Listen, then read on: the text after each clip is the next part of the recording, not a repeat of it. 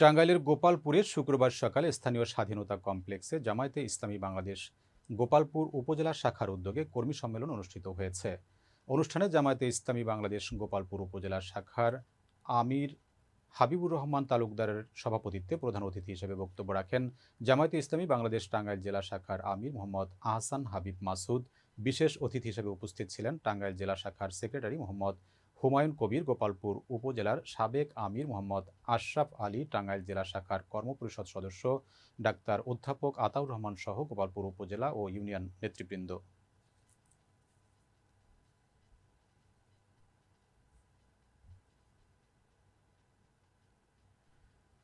নেসারাবাদে মাতৃ ক্ষুদ্র ও সঞ্চয়ী ঋণদান সমবায় সমিতির মালিক স্বাধীন হাওলাদারের বিরুদ্ধে মানববন্ধন ও সমাবেশ করেছে সমিতির গ্রাহকরা।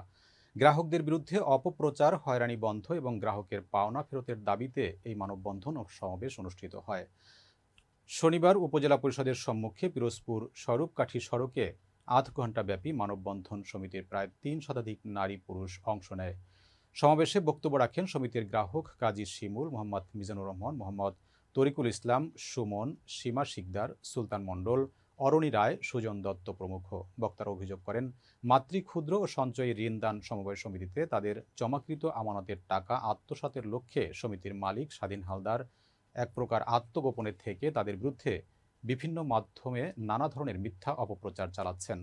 বহু গ্রাহক সমিতি থেকে তাদের পাওনা টাকা ফেরত না পেয়ে অর্থ সংকটে মানবেতর জীবনযাপন করছেন। গ্রাহকদের সাথে একাত্মতা পোষণ করে সমিতির 5টি শাখার ব্যবস্থাপকরা মানববন্ধনে অংশ নেয়। এ সময় তারা অভিযোগ করেন, তাদের মাধ্যমে সমিতি পরিচালনা করে সমিতির মালিক স্বাধীন হালদার গ্রাহকদের জমাকৃত প্রায় 10 কোটি টাকা নিয়ে লাপাত্তা হয়েছেন।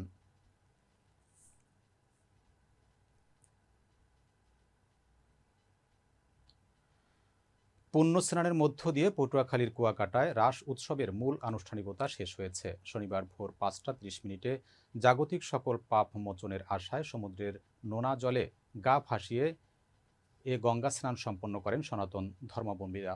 স্নানের আগে মোমবাতি, আগরবাতি, বেলপাতা, ফুল, দূর্বা, হরিতকি, ডাব, কলা, তেল ও সিঁদুর সমুদ্রের জলে অর্পণ করেন হিন্দু ধর্মের অনুসারীরা। এ সময় উলুধ্বনি ও মন্ত্র পাঠে মুখরিত হয়ে ওঠে পুরো সৈকত।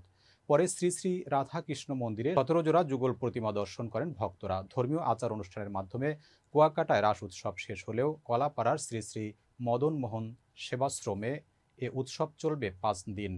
আগতদের নিরাপত্তায় থানা পুলিশ, নৌ পুলিশ ও ফায়ার সার্ভিসের ব্যাপক উপস্থিতি লক্ষ্য করা গেছে।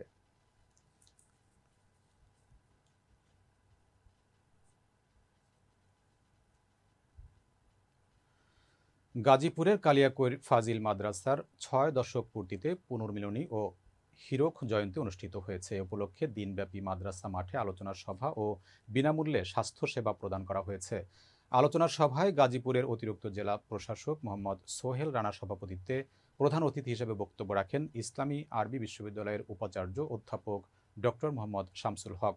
এ সময় আরও বক্তব্য রাখেন বাংলাদেশ ইসলামিক সেন্টার পরিচালক ডক্টর মোহাম্মদ সামিউল হক ফারুকি, মাদ্রাসার অধ্যক্ষ মুফতি আব্দুল আলিম, খাজা বদরুদ্দোজা মডার্ন হাসপাতালের ব্যবস্থাপনা পরিচালক ডাক্তার মোহাম্মদ বখতিয়ার সহ মাদ্রাসার শিক্ষক শিক্ষার্থীবৃন্দ।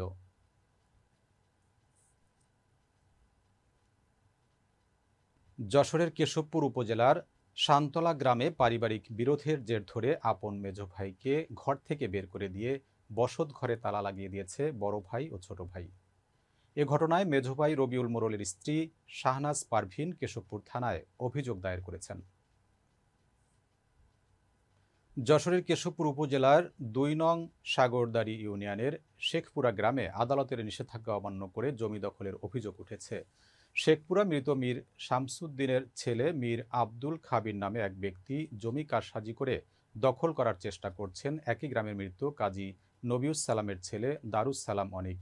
মীর আব্দুল খাবির জানান, সম্প্রতি ওই সম্পত্তি নিয়ে দারুস সালাম অনিক জমির মালিক মীর আব্দুল খবির সহ 6 জনের বিরুদ্ধে জেলা আদালতে 144 ধারায় মামলা করে। সে মোতাবেক স্থানীয় থানার পুলিশ জমিতে উভয় পক্ষকে কোনো ধরনের কাজ করতে নিষেধ করেন, কিন্তু বাদী দারুস সালাম অনিক নিজেই 144 ধারা ভঙ্গ করে জোরপূর্বক জমিতে ঘর তৈরির চেষ্টা করছেন।